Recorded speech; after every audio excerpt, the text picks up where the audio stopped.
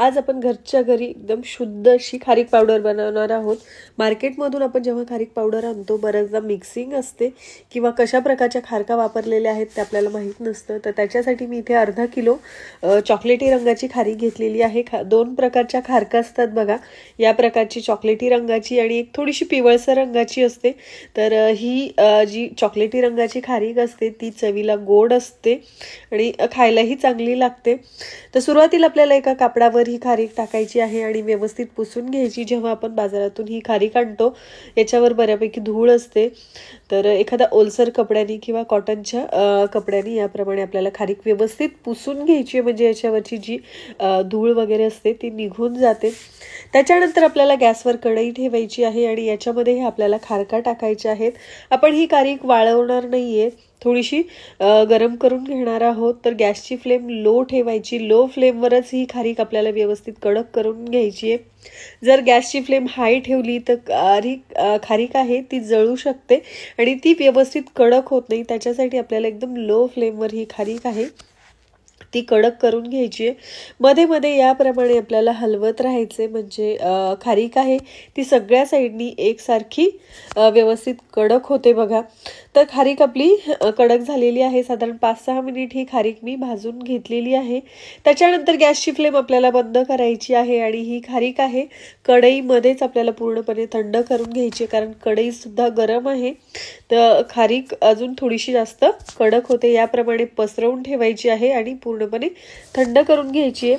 आपली खारीक आहे पूर्णपणे थंड झालेली आहे। गरम असताना थोडीशी मऊ लागते, तर थंड झाल्यानंतर आपल्याला एखादी या पद्धतीची कापडी पिशवी घ्यायची। कापडी पिशवी असेल तर अतिउत्तम, जर कापडी पिशवी नसेल तर या प्रकारची जी पिशवी असते त्याच्यामध्ये सुद्धा तुम्ही खारका टाकू शकता। जर तुम्हाला खूप जास्त प्रमाणामध्ये खारकांची पावडर बनवायची असेल तर शक्यतो कापडीच पिशवी घ्यायची, म्हणजे ती फाटत नाही। तर या पद्धतीची पिशवी सुद्धा चालून जाते। याच्यामधल्या खारका आपल्याला थोड्याशा पसरवून घ्यायच्यात आणि एखाद्या जाड वस्तूनी याच्यावर या पद्धतीने आपल्याला मारून घ्यायचे, म्हणजे सगळ्या खारका एकाच वेळेस व्यवस्थित फुटून जातात। एक एक खारीक आपल्याला फोडत बसण्याची गरज पडत नाही आणि आपला वेळ भरपूर वाचतो। एक एक खारीक फोडायची म्हटलं तर आपल्याला खूप जास्त वेळ लागतो आणि या पद्धतीने जर खारीक फोडली तर फार पटकन आपली खारीक फुटते। हे पण तुम्ही पाहू शकता, याची जे तोंड आहेत ते मोकळी झालेली आहेत, अगदी सहज याच्यामधल्या बिया निघतात आहे। तर मी सगळी खारीक आहे ती ताटामध्ये काढून घेते आणि त्याच्या बिया आपल्याला सगळ्या वेगळ्या करून घ्यायच्यात। हे पहा, अगदी सहज याच्या बिया वेगळ्या होतात आहे आणि याचे बारीक तुकडे सुद्धा सहज होतात आहे। जसे तुकडे होतील तसे त्याचे आपल्याला बारीक तुकडे सुद्धा करून घ्यायचे। खारकांना वरच्या साईडला या पद्धतीने बघा एक टोक असतं, ते खाताना खूप कचकच लागतं, त्याच्यासाठी ते सुद्धा आपल्याला काढून टाकायचे आहेत आणि बिया सुद्धा व्यवस्थित काढून टाकायच्या आहेत। ज्यांच्याकडे कापडी पिशवी नसते किंवा अशा पद्धतीची काही पिशवी नसेल तर त्यांनी एखादा पंजा घेतला आणि या पद्धतीने त्याच्यामध्ये खारका फोडून घेतल्या तरी सुद्धा चालतात बघा। या पद्धतीने सुद्धा तुम्ही खारका अगदी सहज काही मिनिटामध्ये फोडून तयार करू शकता। तर मी सगळ्या खारका व्यवस्थित साफ करून घेतलेल्या आहेत, ज्या खराब खारका आहेत त्या काढून टाकलेल्या आहेत आणि बिया सुद्धा व्यवस्थित सेपरेट करून घेतलेल्या आहेत। त्याच्यानंतर परत आपल्याला तीच कढई ठेवायची आहे गॅसवर आणि त्याच्यामध्ये एक चमचाभर तूप घालायचं आहे। तुपाने अजिबात खारकेच्या पावडरला वास वगैरे लागत नाही, खूप छान चव येते। त्याच्यानंतर आपल्याला जे खारकाचे तुकडे करून घेतलेले होते ते आपल्याला कढईमध्ये टाकायचे आहेत। तूप सगळ्या खारकांना व्यवस्थित मिक्स करून घ्यायचे।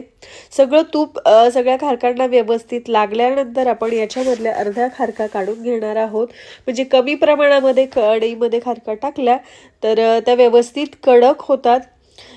सगळ्या खारका एकसारख्या कडक होण्यासाठी आपण अर्ध्या क्वांटिटीमध्ये ही खारीक भाजून घेणार आहोत। साधारण 2-3 मिनिटांमध्ये छान आपली खारीक आहे ती कडक होते। तर मी ताटामध्ये अर्धी खारीक काढून घेतलेली आहे, ती पूर्णपणे आपल्याला थंड करून घ्यायची आहे। सुरुवातीला तुम्ही हात लावला तर ती मऊ लागते बघा, जशी पूर्णपणे थंड होईल तशी आपली खारीक आहे ती मस्त कडक होते। तर तुम्ही पाहू शकता याचा आवाज मस्त कडक झालेली आहे, जशी आपण उन्हामध्ये वाळवतो त्यासारखी अगदी कडक झालेली आहे। तर या पद्धतीने कडक झाल्यानंतर खारीक आपलं मिक्सर आहे ते सुद्धा खराब होत नाही आणि एकदम छान बारीक अशी आपली खारकीची पावडर घरच्या घरी तयार होते।